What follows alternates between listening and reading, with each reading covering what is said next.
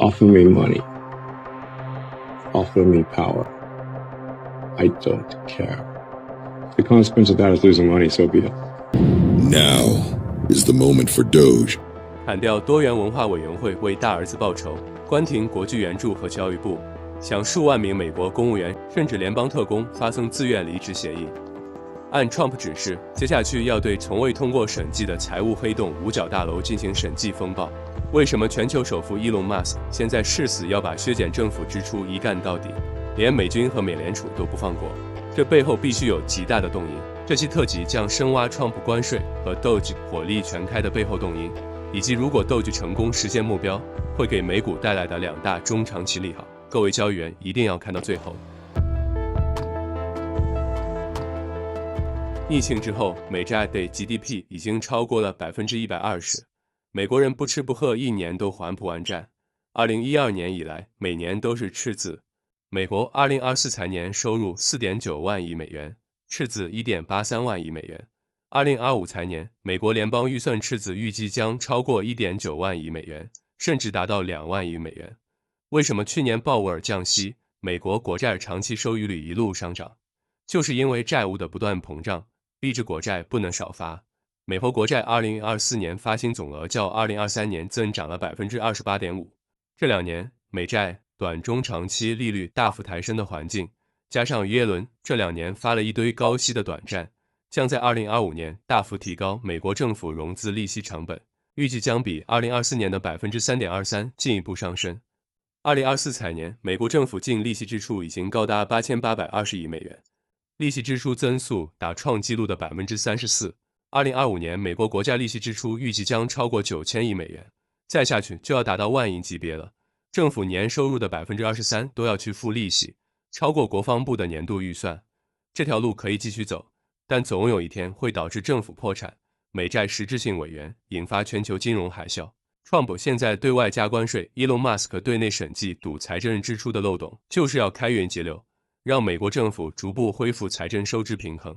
所以 Trump 要让一个几乎没有任何软肋且 never give up 的世界首富来干这个世界上最难做的事情，削减政府财政赤字。但问题来了，为什么还那么急？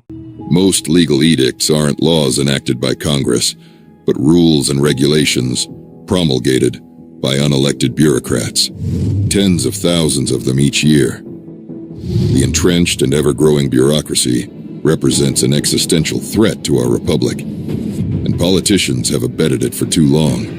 到目前为止，虽然已经激起深层政府强烈反抗，但 Doge 只节约了377亿美元，只占目标的 2% 都不到。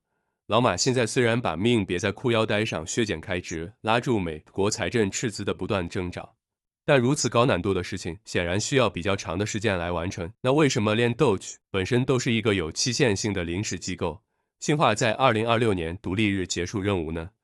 原因在于 Trump 2.0 新任期的税改计划。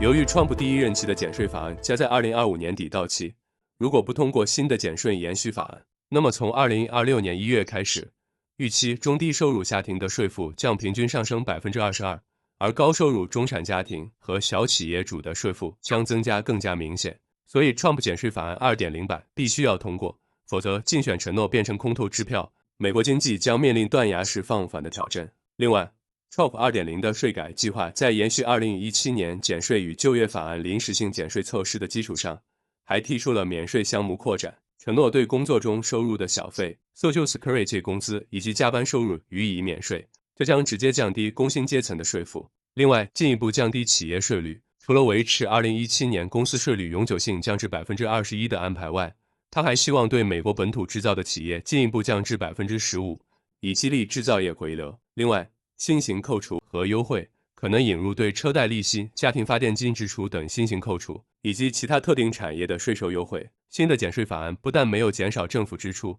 反而还要增加。如果不做开源节流的事情，可能会额外减少每年约5000亿到1万亿美元的税收收入，从而进一步扩大联邦赤字。美国财政赤字和国债发行量的融资成本将加速上升。如果不能快速大幅度的削减政府支出，Trump 的减税计划很有可能在3月份提交国会后遭到强烈的抵制，因为这会给未来带来沉重的债务利息支出负担。如果 Trump 要在2026年财政预算前通过新的减税法案，兑现竞选时的承诺，从上任第一天开始，他就一方面必须加关税，一方面削减财政支出来平衡减税带来的财政负担加重。Trump 的核心设想是通过减税刺激经济增长，进而扩大企业和个人的税基，最终实现财政收入的增加，即所谓的税基扩张效应。但这里有一个重要的问题，减税可以立即发生，但对经济的正向反馈效应通常存在一个时间上的滞后，部分正面效果甚至可能在政策实施后2至5年才能开始显现。而全面的动态效应，即企业投资、生产力提升以及消费扩大带来的税金扩大，可能需要5到10年才能逐步体现。Trump 显然也清楚这一点，所以立竿见影的方案就是通过加关税开源，斗举扫苹果为山节流，最好还能减少美债的发行量，把国债利息支出的成本往下压，进一步缩减政府支出。然而2026财政年度预算在3季度就要开始，4季度就要执行，所以留给斗举削减财政预算的时间极其紧迫。那么问题又来了，光加关税难道不够吗？是的，加关税远远不够。目前已经宣布增加的关税和斗举已经削减的政府支出，顶多上个大餐前的开胃菜，主餐还没上来。Trump 政府已宣布对进口的钢铁和铝征收25%的关税，并计划实施对等关税政策，即如果其他关税对美国征税，美国也将对他们采取相应的措施，目标包括中国、加拿大、墨西哥等国。如果这些政策全面落实，在2025年内，这些关税措施有望为美国政府带来大约1400亿美元的额外财政收入。长期来看，若按10年计算，平均每年大概可产生1400亿至1900亿美元的税收收入。但这点关税连年度财政赤字的10%都不到。哪怕Trump采取极其极端的关税提案，对所有的商品征收20%的普遍关税，再加上对中国出口到美国的商品征收60%的关税，可以增加每年约3500亿美元，以完全抵消即将到期的减税政策永久化的成本，每年还缺1500亿美元。由于民主党反对 Trump 的大部分减税措施， Trump 在参众两院仅存微弱的多数优势，通过新的减税法案，必须要说服党内那些关注预算的成员，确保他的计划不会增加赤字，即使包括关税收入。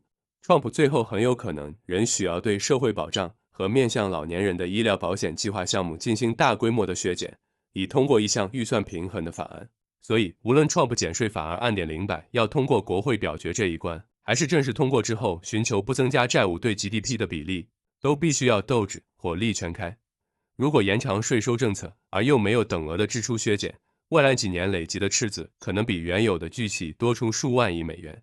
假设这些新增的减税措施得以实施并延续10年，总计可能会减少大约逾5000亿至1万亿美元的税收收入。而单在2026财年，仅因斗计未能实现1万亿美元的截支，就需要额外发债融资。到时候10年期美债的收益率恐怕连鲍威尔疯狂降息也会朝着5%以上去了。这笔账算了以后，就可以得出结论，马斯克拼命在2026财年前削减1万亿美元的目标也是迫不得已。如果不成功，马斯克可能只有去火星一条路了。因此 Trump 减税法案 2.0 的通过，老马暗示完成削减1万亿美元的目标，将对美国经济和美股产生2大直接利好。进一步下调企业税率将直接提高企业税后的利润，改善企业每股收益 EPS。 削减1万亿美元赤字有助于降低长期美债的发行量，进而压低中长期国债收益率，这意味着市场贴现率下降，从而提高企业未来盈利的限制，对股市的估值起到支撑作用。再加上最终的新法案如果通过对低收入人群的减税，将增加消费者的可支配收入，间接促进内需和经济增长。我们这里按照2个不同的场景进行了粗略的估算，最佳情况下，这些利好将给标普500带来25%到35%的上涨空间。但需要注意的是，当前的估算值在未来还面临多重的不确定因素。你对伊隆马斯克斗剧的未来是什么看法？请在评论区留言告诉我们。A. 成功削减赤字 ，Trump 减税助推美股上攻新高。B. 找理由清除不同政界者，只是新版的屠龙少年故事而已。C. 马斯克退出斗剧 ，Give up。D. 其他，请在留言区域解释你的答案。喜欢这期影片的胶原，记得订阅我的频道， Like 和 Share， 你的鼓励是我们继续分享精彩内容最大的动力。祝大家早日实现财富自由，祝 Elon Musk 好运。最后，通过老马的名言向老马致敬。But you know, there need to be things that inspire you. There need to be things that make you glad to wake up in the morning and say, I'm looking forward to the future.